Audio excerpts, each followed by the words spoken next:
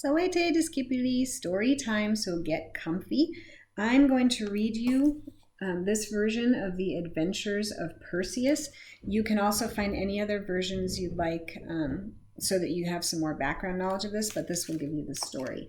And then you'll listen to a podcast of this really great Latin reader reading you the Perseus story as well. All right, so here we go. The Adventures of Perseus. Blown by the wind, a huge wooden chest floated along on the sea and gently beached on the island of Seriphos. A fisherman found it, lifted the lid, and was astonished to see a woman and her baby son inside of it. They had been put there by the woman's father, King Acrisius, who had been told that his grandson would kill him. Because he couldn't bear to kill his daughter, Danae, and his grandson Perseus, he had them put in a chest and set it adrift on the sea. The fishermen took Danae and Perseus to Polydectes, the king of the island, who was very kind and generous to them. Perseus grew up to be a clever and strong young man, but he was unhappy because King Polydectes wanted to marry his mother, and he knew that although Danae was grateful to the king, she always refused every time he asked her. Polydectes decided that if Perseus was out of the way, Danae would change her mind. He called Perseus to him and said in a friendly voice, "Perseus, you have lived in my palace for a long time. It is time you proved what a brave and strong young man you are. I want you to bring me the head of Medusa, the Gorgon." Polydectes knew very well that many men had tried to kill Medusa but failed. She was a hideous monster with snakes instead of hair, and anyone who looked at her was instantly turned to stone. He was sure that Perseus, too, would fail. Perseus stared at Polydectes and didn't feel very brave, but he knew he couldn't refuse the challenge. "I'll go at once," he said, "and I'll bring you Medusa's head." The gods were watching Perseus and decided to help him. When he started his journey to Medusa, the goddess Athena appeared in front of him. "Take this shield," she ordered, and told him how to use it. The god Hermes gave him winged sandals so he could travel quickly, a helmet which made him invisible, a sickle, and a special bag. With these gifts, Perseus flew far over the sea to the northern mountains where Medusa lived. At last he landed on a rocky plain and followed a path to a cave. On each side were the statues of brave men who had looked at Medusa and been turned to stone. It was very quiet as Perseus strode along. Even the animals and birds didn't go near this place. When he reached the cave, Perseus did as Athena had told him and looked at his shining shield, using it like a mirror. He could see Medusa in it. The monster was so hideous he shivered with fright. She heard his footsteps, but she couldn't see him because he was wearing the helmet that made him invisible. She crawled out of the cave, the snakes on her head hissing and spitting. Keeping his eyes fixed on his shield, Perseus sprang forward. He raised the sickle and cut off Medusa's head. There was a terrible cry and Medusa lay dead. Perseus picked up the head without looking directly at it, for even now it could still turn him to stone. He opened his bag, stuffed the head in, and tied it up tightly with a cord. Andromeda.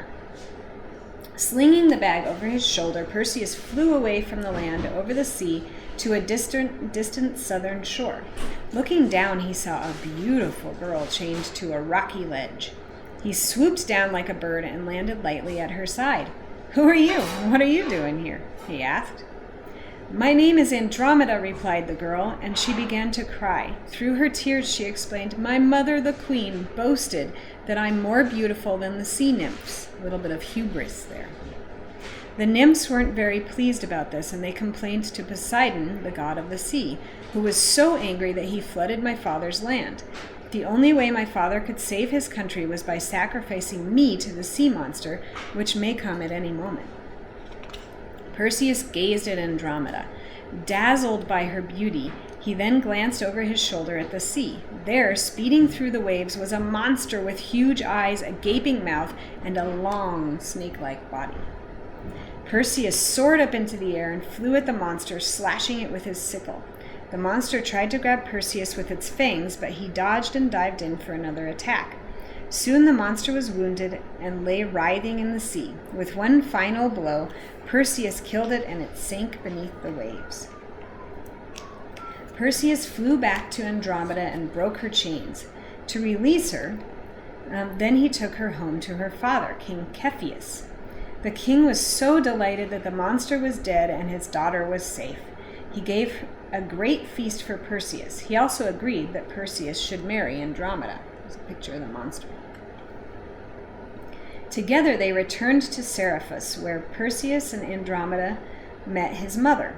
She was overjoyed that Perseus had returned safely, but she looked very sad. "While you were away, King Polydectes forced me to agree to marry him," she said. "The wedding is tomorrow." Very angry, Perseus rushed to the palace to confront King Polydectes. Polydectes was astonished and very frightened that Perseus had returned. "I've brought you Medusa's head," shouted Perseus. "Careful not to look at it." He pulled it out of the bag and held it up for the king. Instantly, Polydectes and all his friends turned to stone. Perseus gave the throne of Seriphus to the king's brother, who ruled the island happily and well. He gave the helmet, winged sandals, sickle, and bag back to the gods. Thanking them for their gifts, he married Andromeda, and they were happy for many years. Finish. The end. Oh, wait, there's a prophecy. Sorry, I forgot. Perseus was a wonderful athlete who excelled at discus throwing, wrestling, running, and throwing the javelin and spear. One year, the famous Greek games were held on his grandfather's island, and Perseus decided to take part in them. Many teams of athletes came to compete at the stadium, and everyone from the towns and villages on the island watched and cheered. After the runners and wrestlers had competed, it was time for the discus throwers. Perseus walked to the stand carrying his discus. Taking his position, he threw the discus as hard as he could. As it flew through the air, there was a gust of wind that caught it and blew it off course. It hit King Perseus on the head. Remember, that was his grandfather. And he fell down dead. The prophecy had come true. King Perseus was killed by his own grandson. Okay. This is a reminder in myths that you can't escape your fate. If the prophecy says that your grandson will kill you, it'll happen whether by accident or not. Right? All right. The next thing that you'll do, guys, is listen to that podcast. It's going to be just all Latin. On the podcast website, there's the text so you can read it. But what I really want you to do is just listen. Get some Latin in your ears and listen and draw what you can from it. You know the story now, so see what you can figure out from listening to the Latin.